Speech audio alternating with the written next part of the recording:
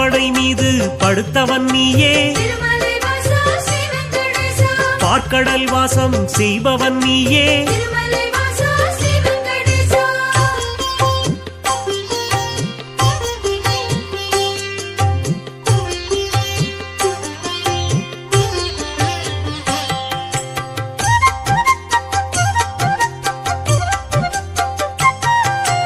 அன்றொரு நாளில் மாமுனி எல்லாம்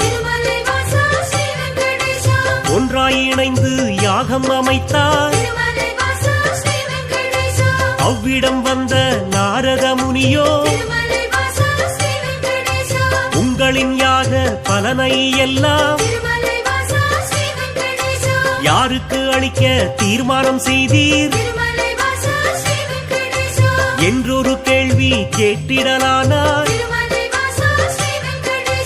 எல்லா முனிவரும் திகை